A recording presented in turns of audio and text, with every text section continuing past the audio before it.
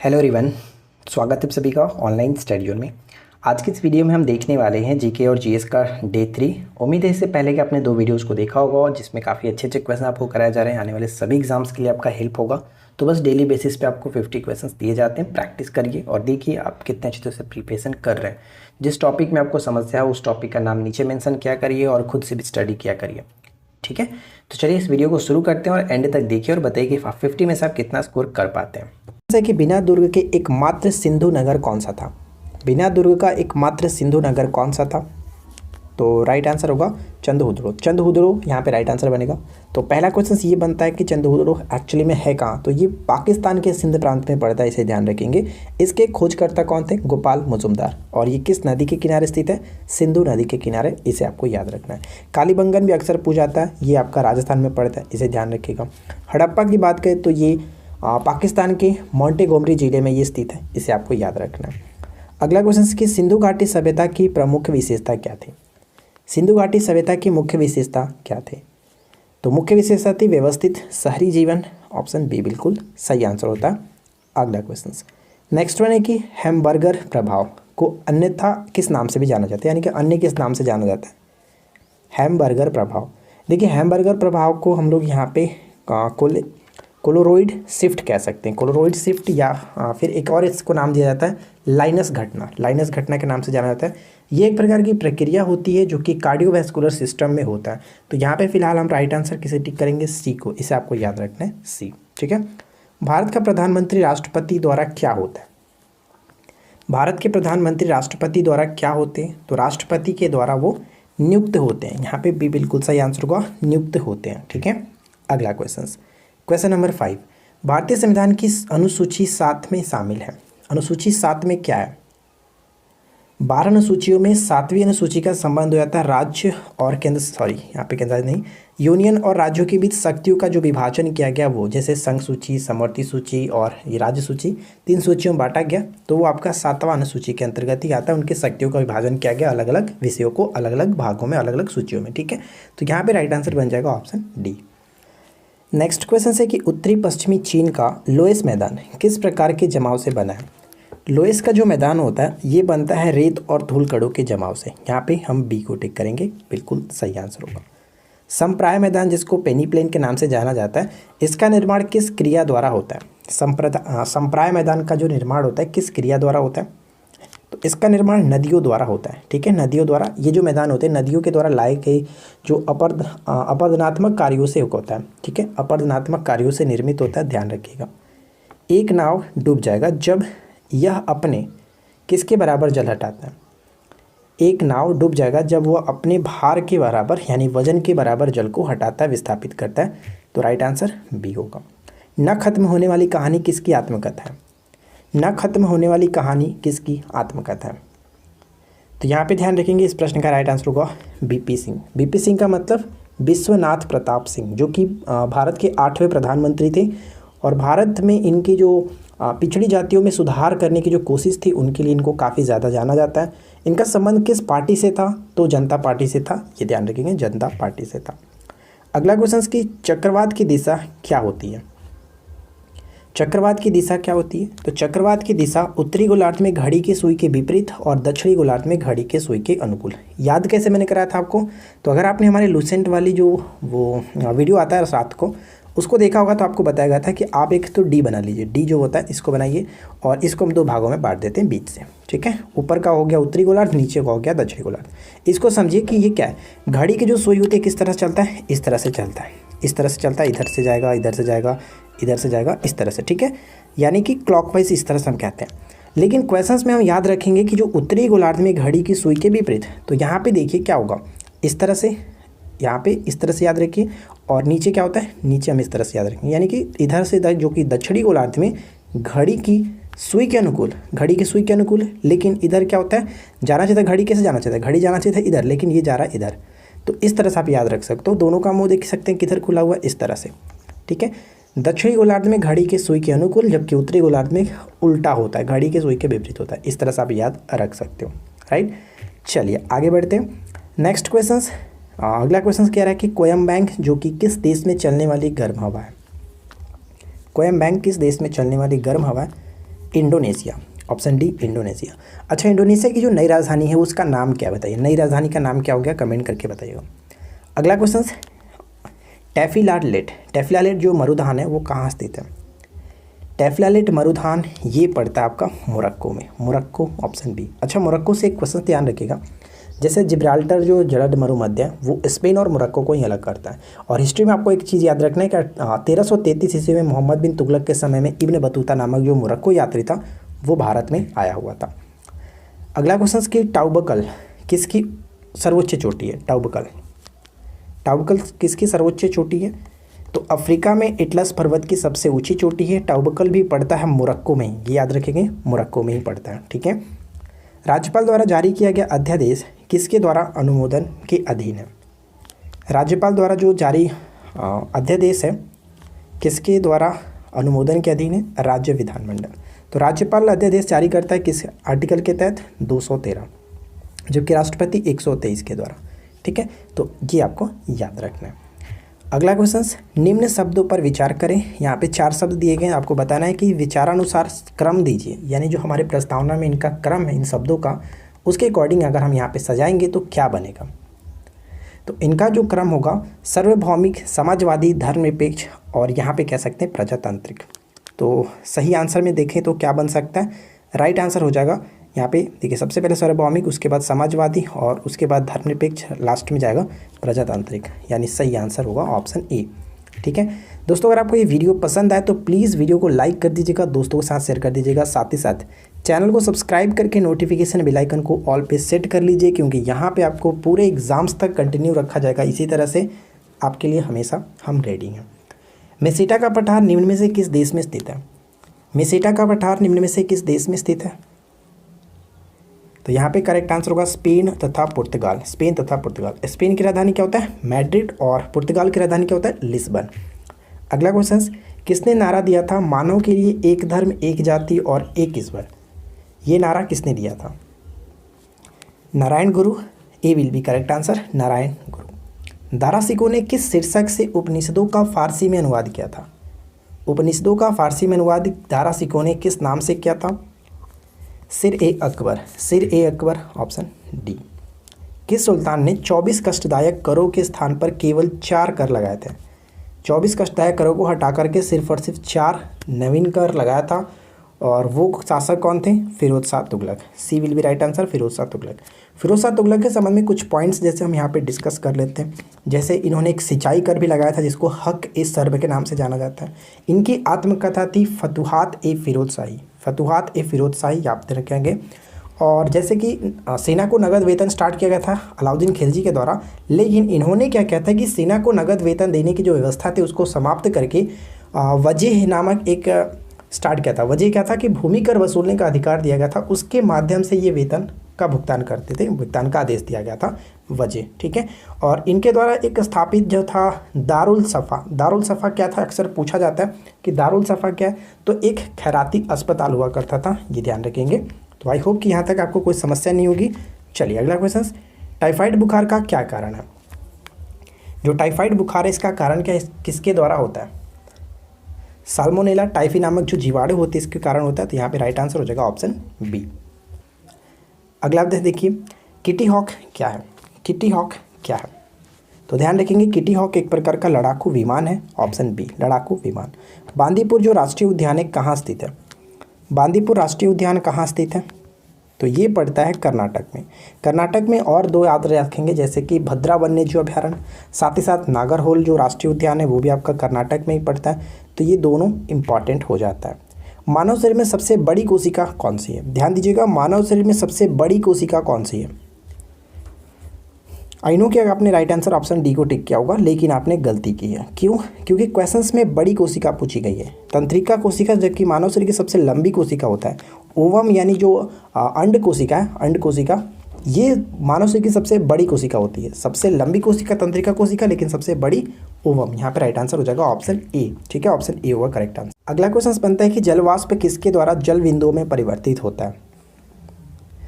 जल वाष्प किसके द्वारा जल बिंदु में परिवर्तित होता है? तो राइट आंसर यहाँ पे हो जाएगा संघनन। और इसका अपोजिट होता है वाष्पीकरण, जो कि जल बिंदु वाष्प में परिवर्तित होते हैं वाष्पीकरण के द्वारा, और वाष्पीकरण यानी कि जो इसका उल्टा हो जाएगा जल वाष्प का जल बिंदु में परिवर्तन होना संघनन। यहाँ पे right answer option D. Land holder society Calcutta के संस्थापक कौन थे? लैंड होल्डर सोसाइटी की जो स्थापना हुई थी 1837-38 में हुआ था, और इसके संस्थापक Dwarkanath Tagore. Option B correct होगा। नेक्स्ट वन देखिए, किस काल में लेखन कला के प्रचलन के बाद उपलब्ध लेख पढ़े नहीं जा सके उसे क्या कहलाते हैं? लेखन कला के प्रचलन के बाद उपलब्ध जो लेख हुए उसे पढ़े नहीं जा सके उसे हम लोग कहते हैं आद्य ऐतिहासिक काल। आद्य ऐतिहासिक काल। किसके शासनकाल में गौतम बुद्ध के तृतीय बौद्ध संहिता हुई थी? तृतीय बौद्ध संहिता का आयोजन हुआ था पाटलिपुत्र में अशोक के समय में। पाटलिपुत्र में अशोक के समय में। Option B. फतवा-ए जहांदारी निम्नलिखित में से किसके द्वारा लिखी गई पुस्तक है? फतवा-ए जहांदारी। तो फतवा-ए जहांदारी को लिखा है किसने? जियाउद्दीन बर्नी। ऑप्शन बी जियाउद्दीन बर्नी। किसके शासनकाल में बोर्ड ऑफ रेवेन्यू की स्थापना की गई थी? बोर्ड ऑफ रेवेन्यू की स्थापना वारेन हेस्टिंग्स के समय में। सी विल बी राइट आंसर। इसके पहले वाली वीडियो में हम लोगों ने डिस्कशन किया था वारेन हेस्टिंग्स के समय में, तो आपको याद रखना है। जैसे करने वाले इसकी बात करें तो इसके समय की आप ध्यान रखेंगे, जो स्थायी बंदोबस्त था 1793 में स्टार्ट किया था, और साथ ही साथ इनको भारतीय नागरिक सेवा का जनक भी माना जाता है, याद रखेंगे। विलियम बेंटिक का संबंध हो जाता है सती प्रथा का अंत किया था 1829 में राजा राम मोहन राय के सहयोग से, और कैनिंग तो आपको पता है 1857 के समय में ये जो कि वायसराय थे, भारत के प्रथम वायसराय हैं। नेक्स्ट होने की विधान परिषद के सदस्य कितने वर्षों के लिए निर्वाचित होते हैं?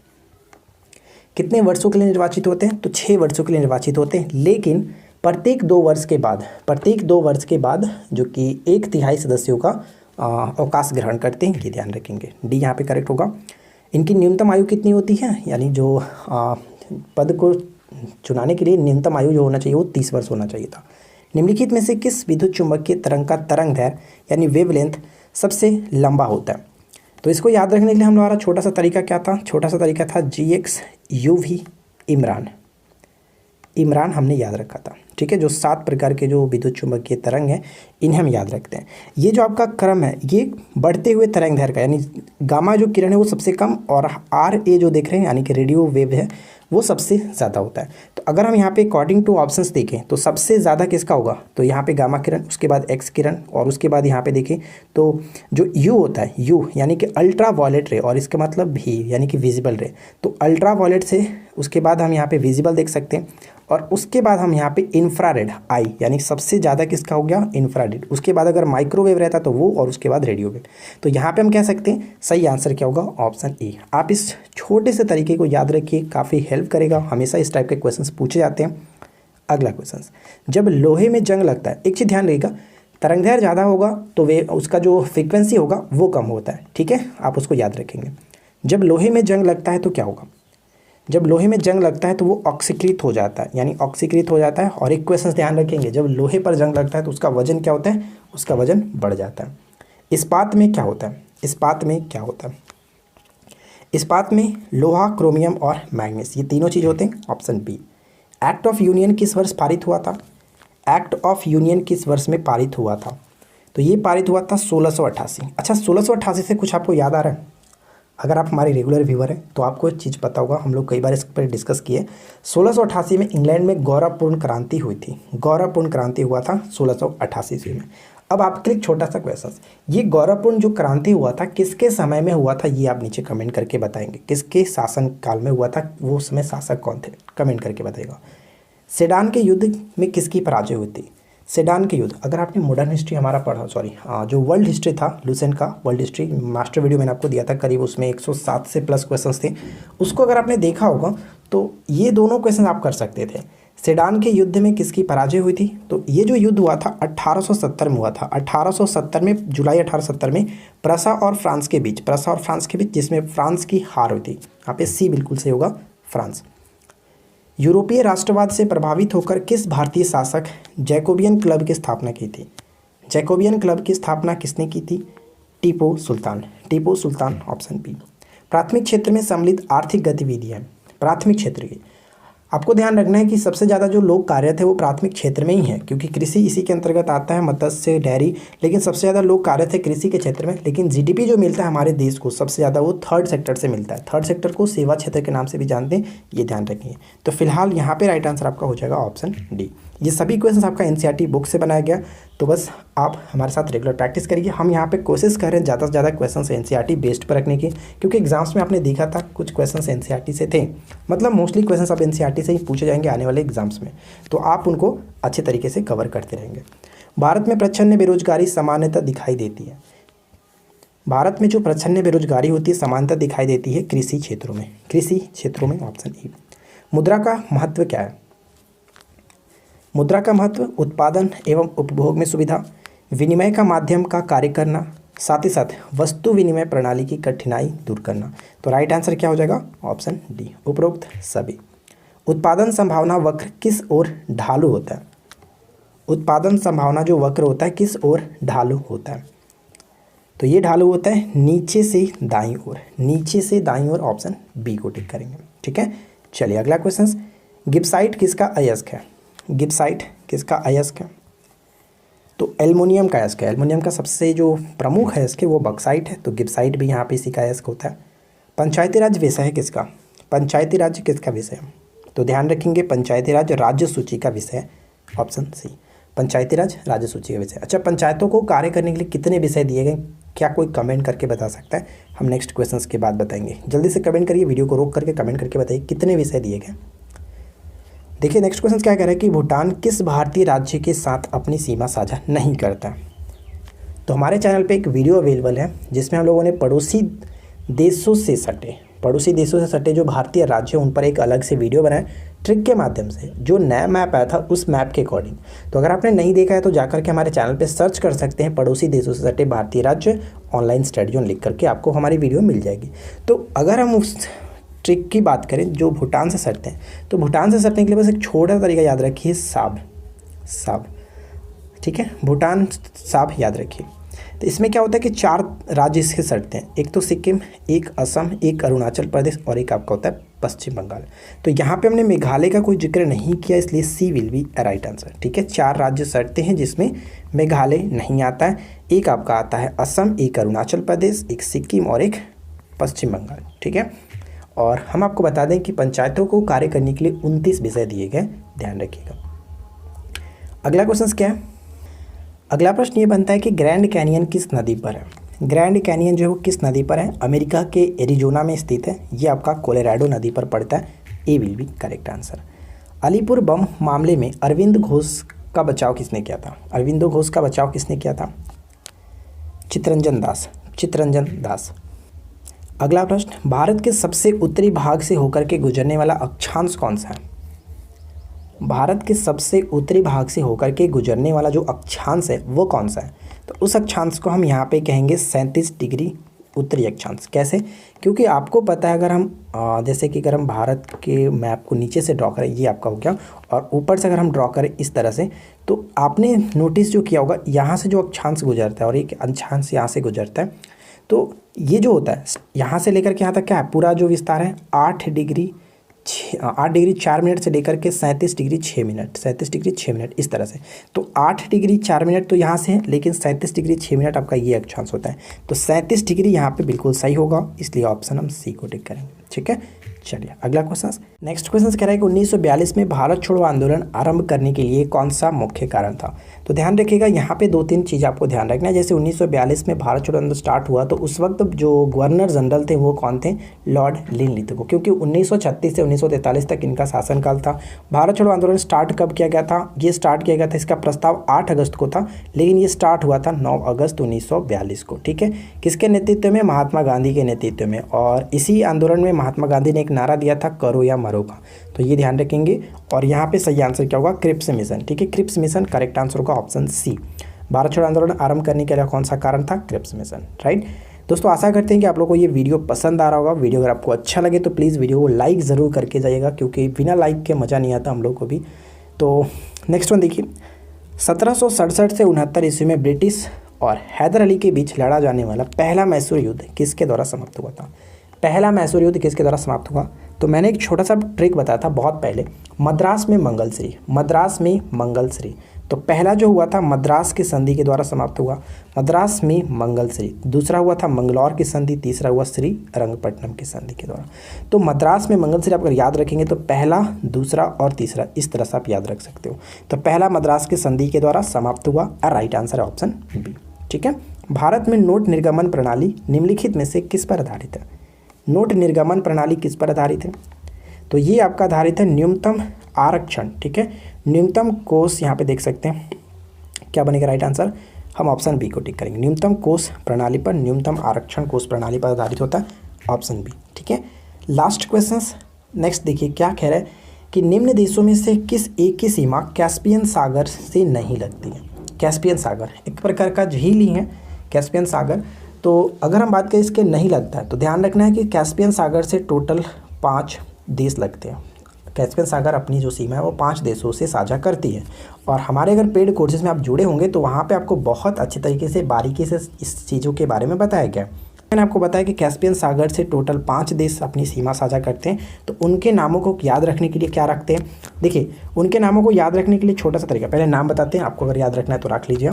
इसके अंतर्गत 5 देश आते हैं। ईरान, पहला ईरान, दूसरा हम कह सकते हैं अजरबैजान, तीसरे की बात करें तो तुर्कमेनिस्तान, चौथे नंबर की बात करें तो रूस, और 5वें नंबर की बात करें तो कजाकिस्तान।